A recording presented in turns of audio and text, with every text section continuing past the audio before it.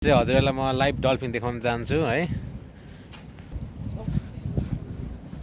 हजुरले यहाँ live dolphin हेर्न चाहनुहुन्छ भने मेरो युट्युब आइडी सब्सक्राइब गरिदिनु होला।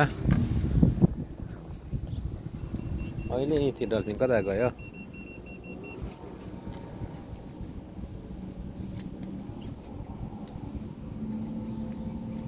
यहाँ उहाँ है डल्फिन देख्नुभयो? पानीमा देखिँदैछ डल्फिन।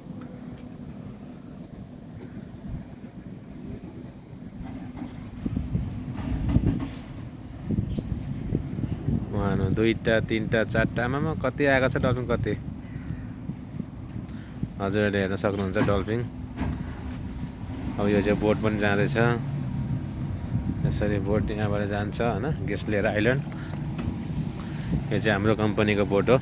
हजुरहरू घुम्न चाहनुहुन्छ भने आउन सक्नुहुन्छ हजुरहरू पनि। अब यो बोट चाहिँ गयो।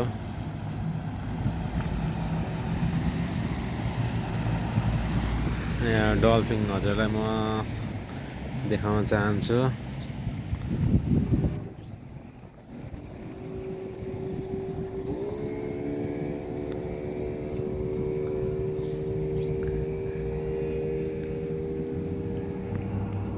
पानीमा डुबो डल्फिन कता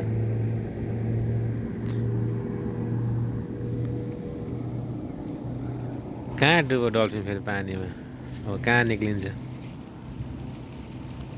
वहाँ पर पुगिसकेको छ डल्फिन त।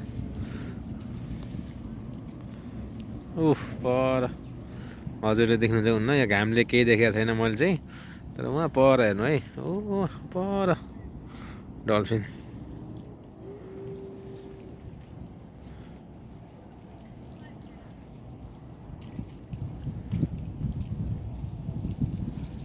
पर हेर्नुभयो हजुरहरूले डल्फिन। यो ठाउँ चाहिँ क्या दामी छ। हजुरहरूले डल्फिन हेर्न आउन सक्नुहुन्छ। डल्फिन उहाँ पर छ है। म अब त्यो साइडबाट हजुरलाई देखाउँछु डल्फिन। यो चाहिँ मेरो गाडी हो होइन। यो गाडीमा गएर म पर हजुरहरूलाई म डल्फिन देखाउन चाहन्छु।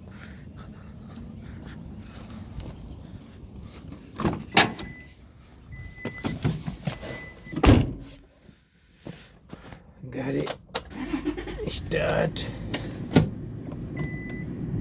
थोरै युटर्न गरेर अब अगाडिबाट घुमाउनु पर्यो।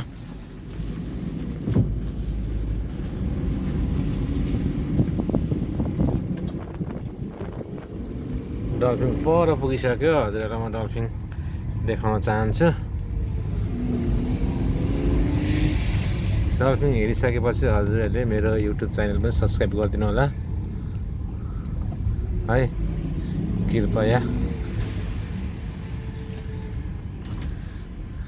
यो चाहिँ डल्फिन। अब म गाडी यहाँ पार्किङ गर्छु। तपाईँहरूलाई समुद्रको चरा पनि कस्तो हुन्छ भने म देखाइदिन्छु। मैले गाडी पार्किङ गरेँ होइन। अब यहाँ हेर्नु चराहरू पनि हेर्न सक्नुहुन्छ। म यो बोटमा आएको छु। हजुरहरूले चरा हेर्नुभयो उडेको?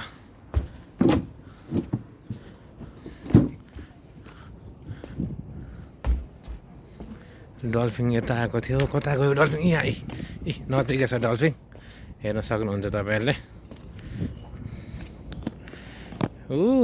वाउ क्या दामी डल्फिन छ।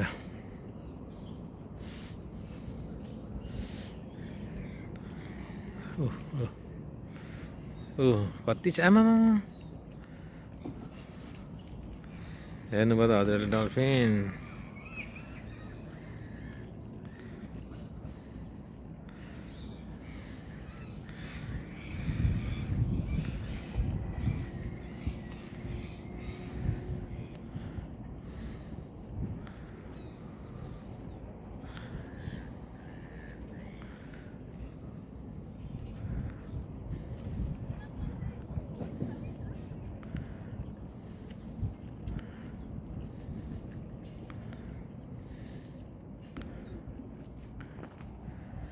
यो चाहिँ माछा मार्ने बोट हो। अघि माछा मारेको यही बोटमा हो होइन। यहाँ हेर्नुभयो डल्फिन हजुरले